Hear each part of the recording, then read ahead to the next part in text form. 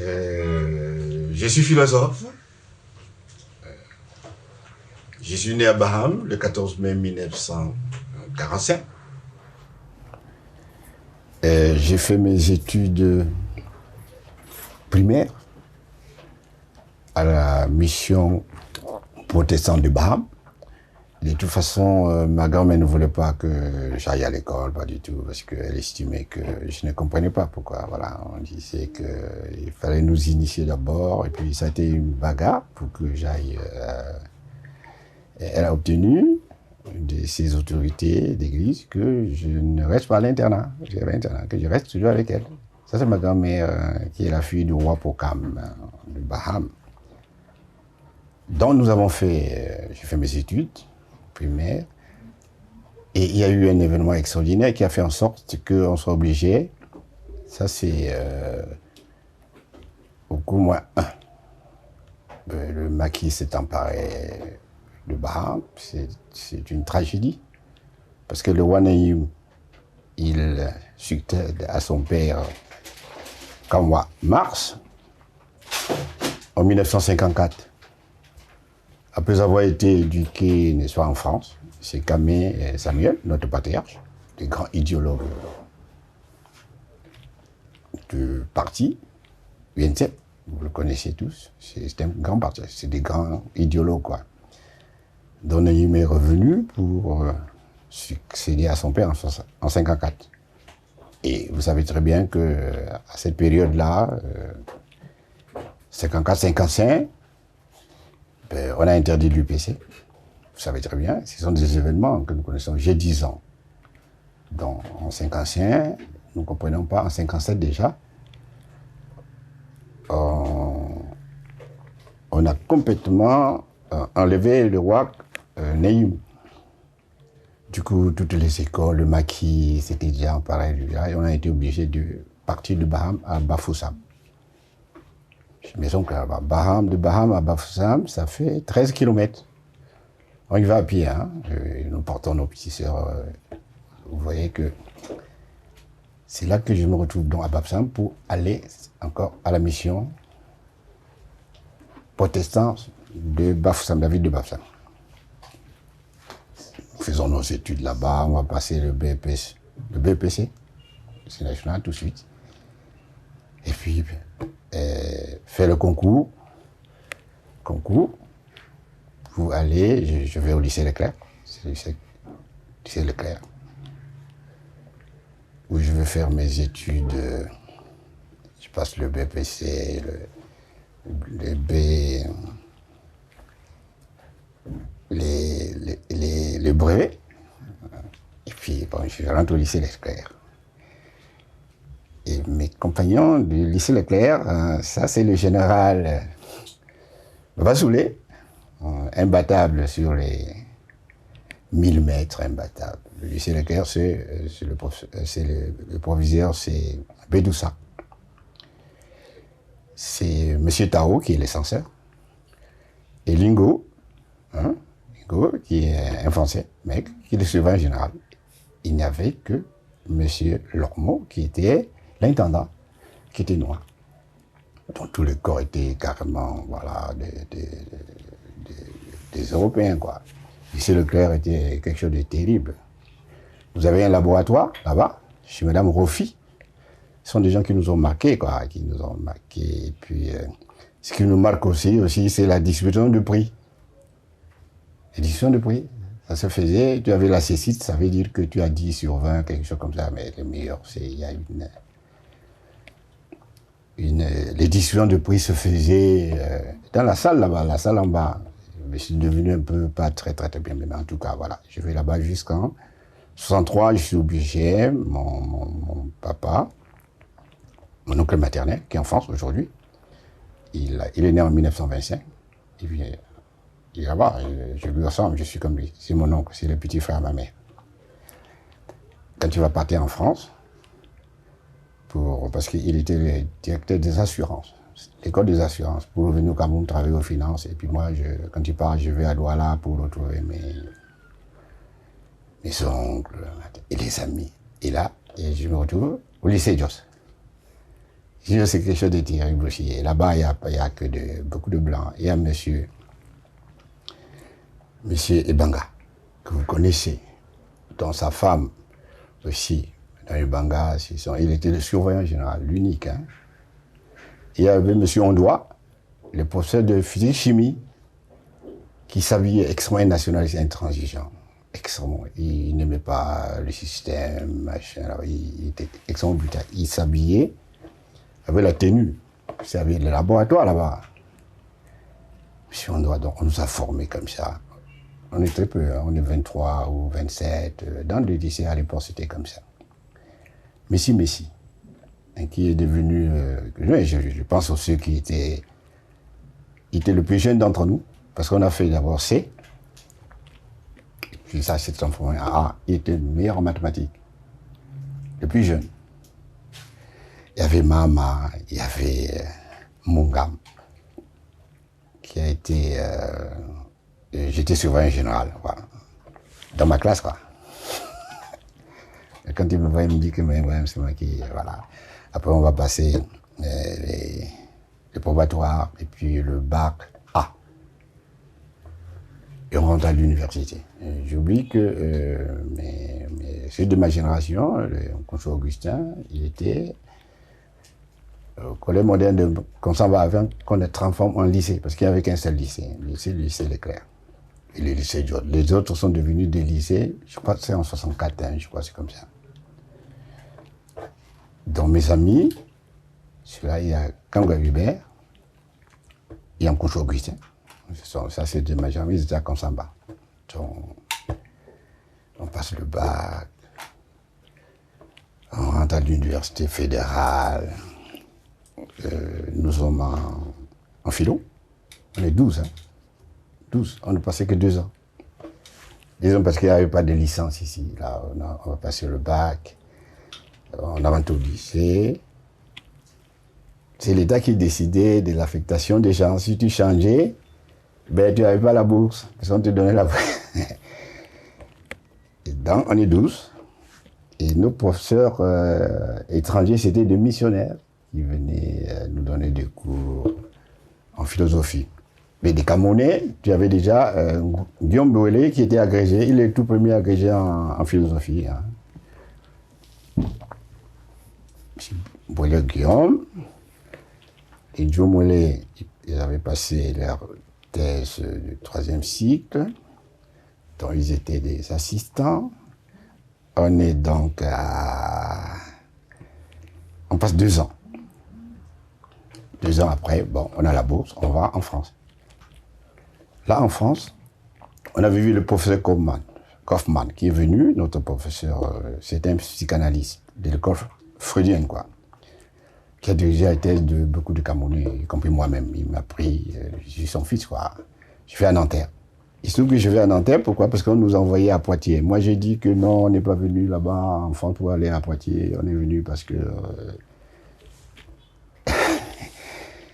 Après, on nous dit, si tu ne vas pas là-bas, c'est toi qui dois payer le train pour aller là-bas, quoi. Et puis, bon, c'est toi qui dois trouver ta chambre. Si tu ne vas pas là-bas, on t'a indiqué, ben, c'est toi qui vas d'abord trouver où te loger à Paris.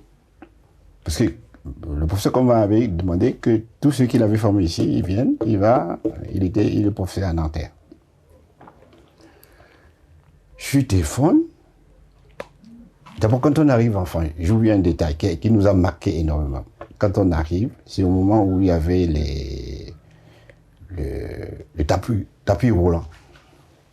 On arrive là-bas, à Orly. On rentre à Orly, mais... D'abord, les Maliens, je crois, quelque temps avant, avaient cassé un passage là-bas, parce qu'on les avait mis un peu de côté. Ils avaient protesté. Et nous, on arrive, on nous dit d'attendre un peu parce que, bon, on va vérifier nos trucs. Je commence un peu à gronder. J'ai dit, il y avait Mahop. Parce que j'allais oublier une chose. Ceux qui faisaient le lycée, diplôme bilingue ici, ils faisaient 2 ans. Après, ils partaient à Londres.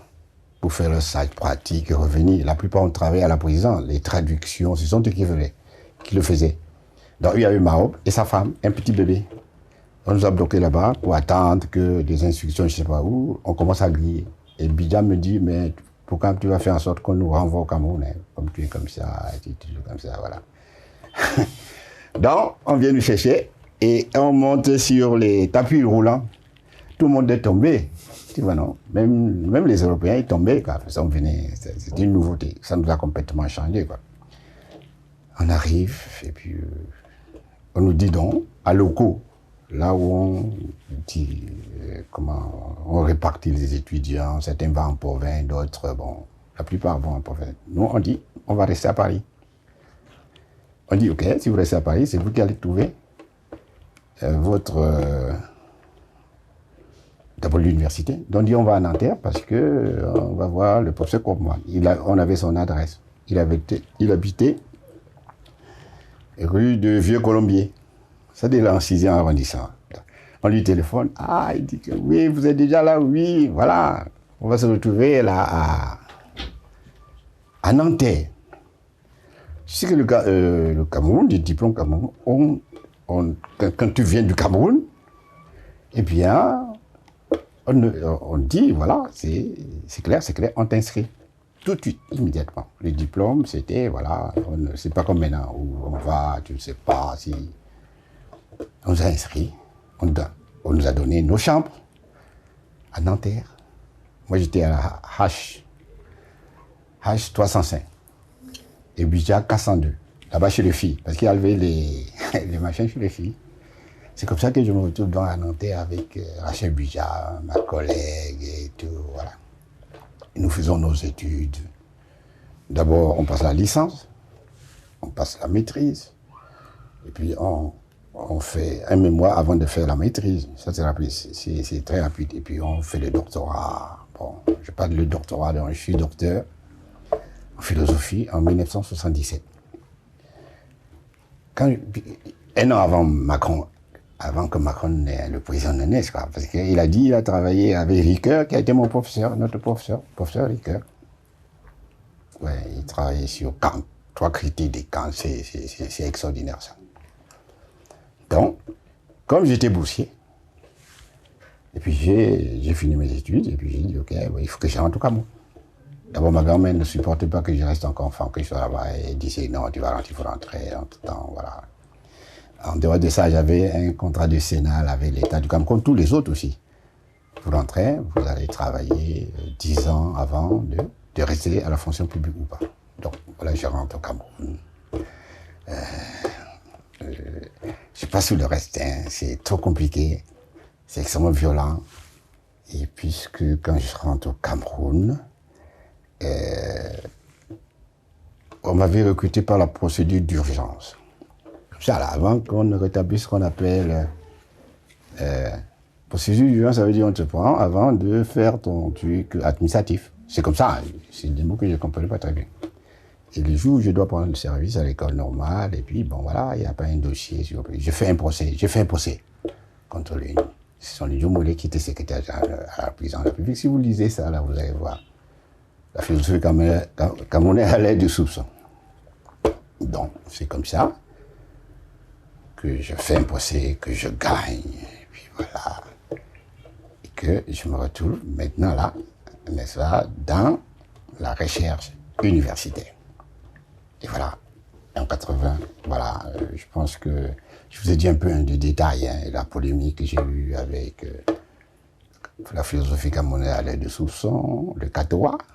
C'était un débat avec le professeur Fouda, qui est de la génération du professeur Toa, de la génération du président de la République. Il est né en 1933. Fouda, il venait de mourir, quoi, il y a 2 ans. C'est lui qui était chef du département de la philosophie, n'est-ce pas, à l'école normale. Après, il est parti en France avec son épouse, Madame Fouda, qui était professeure de philo. Et puis, bon, voilà. Tu vois, les étudiants étaient vraiment choyés. Hein. Je veux dire, il y avait un bus qui venait chercher les étudiants. À Mvombi, c'est pas comme ça. C'est pas encore le rond-point. À Mokolo, à la montée de Aurore à la Bouqueterie, le matin, pour les gens, monsieur Jean. Je le vois toujours habillé sur l'université, je ne sais pas comment maintenant, c'est de toute façon. Bon, on a été des enfants gâtés, quoi, à l'époque. Bon, voilà, c'est très dur, mais quand même, quand je fais ça, on me dit, mais vous êtes nostalgique, mais enfin, peut-être, mais les débats, quand vous avez eu la chance de rencontrer les gens comme le professeur Méloni, mon grand frère, le petit frère et les grands frères, vous avez vu les gens comme les étudiants à l'époque, où ils donnaient des conférences, les tours, tout ça, les débats étaient extraordinaires. Bon, il y reviendra, je crois, je suppose, voilà.